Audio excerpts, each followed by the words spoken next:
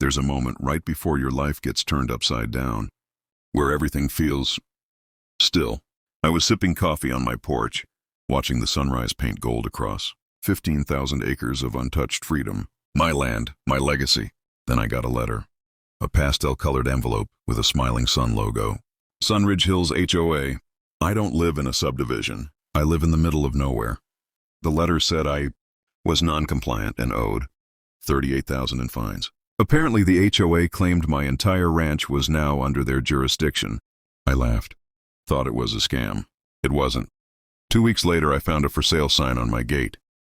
Turns out, the HOA filed paperwork declaring my ranch part of their extended boundaries, using an obscure clause in a zoning annexation deal I never even signed.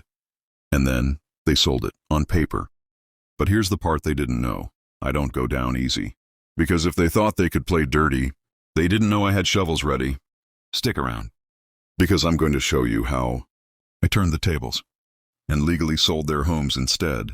I've lived on this land for 17 years. Inherited it from my grandfather. It's not just property, it's history. We raise cattle, grow feed, and keep to ourselves. The nearest housing development is over 7 miles away. Sunridge Hills. A gated, neatly trimmed neighborhood where lawns are plastic and egos are oversized. I met her at the local planning commission meeting. Her name's Karen, and yes, she lives up to it. HOA president. Drives a Lexus. Carries a clipboard like it's a weapon. Karen claimed the HOA was expanding its managed area. Said it was for community integrity. I asked her how that included my working cattle ranch. She smiled and said, "We all have to make sacrifices for the greater good." A week later, I got my first violation notice. Improper fencing. Then one for unapproved livestock. Then another for dust generation. I called the county. They said they'd look into it. But the HOA had filed paperwork claiming an easement had been violated. And somehow, magically, they got a temporary claim to the property title. A bureaucratic glitch, but one they exploited like vultures. Then the final blow, an online listing. My ranch, up for auction. They had no legal right, but with the title in limbo, the buyer thought it was legit. Some tech investor from the city tried to fly a drone in for a tour. I shot it down. That was just the beginning. They got bolder. Karen and her HOA goons would show up in golf carts, park right outside my gate and just watch. They'd take pictures, drop off fake violation forms tied to rocks, like they were serving justice in the Wild West. They fined me $400 for excessive mooing.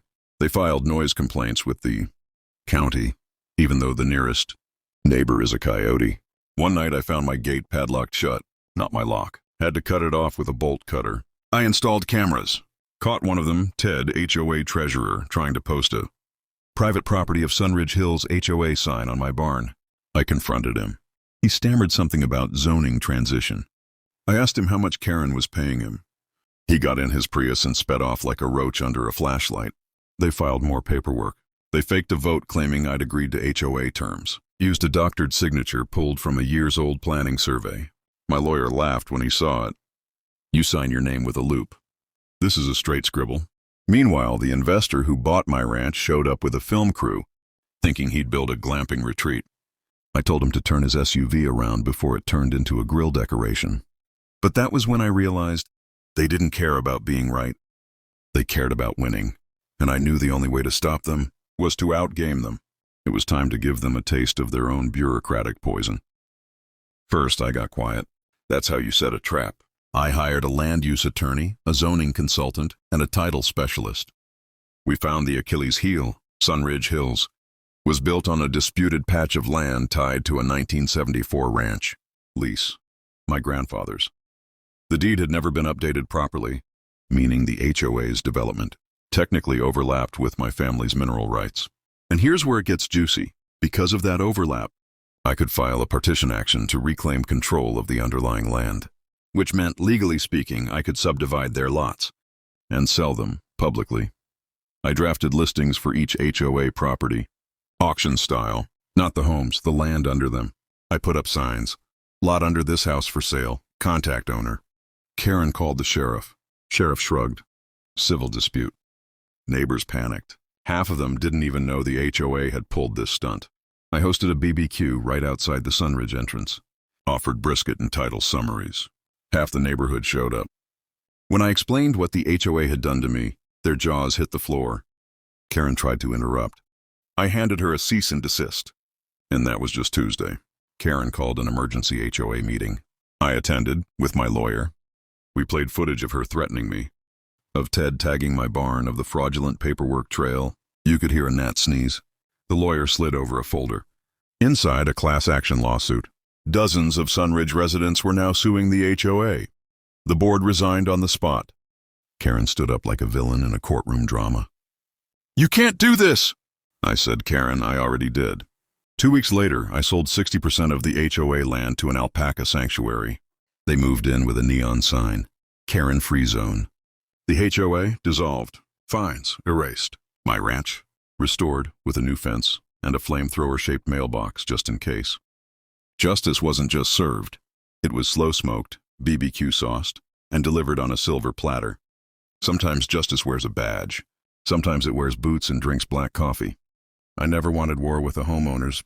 I just wanted peace, cattle, and sky.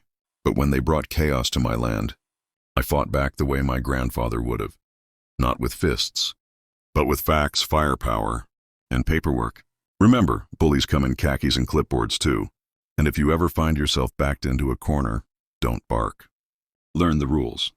Get smart, and turn their game board upside down. Comment below. What would you have done if someone sold your land without permission? And if you made it to the end, comment, justice served. Because when you fight fire with fire, sometimes you burn down the whole HOA.